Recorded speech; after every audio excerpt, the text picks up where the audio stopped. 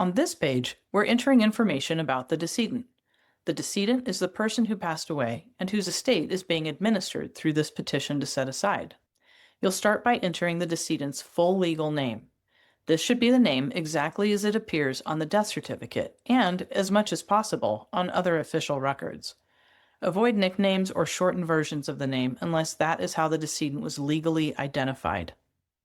Next, you'll enter the date of death. This must match the date listed on the death certificate. Accuracy here is important because the court relies on this date to determine eligibility and jurisdiction. You'll then enter the decedent's residence address. This is the address where the decedent was primarily living at the time of their death, even if they passed away somewhere else. This address is used to help determine the correct county for filing. After that, you'll select the decedent's county of residence.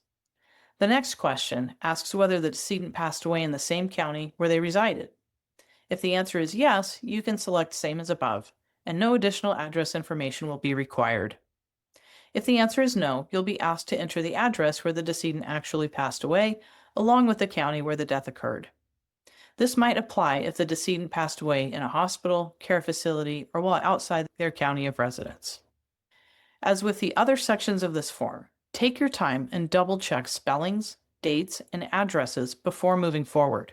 These details flow directly into the petition that will be filed with the court.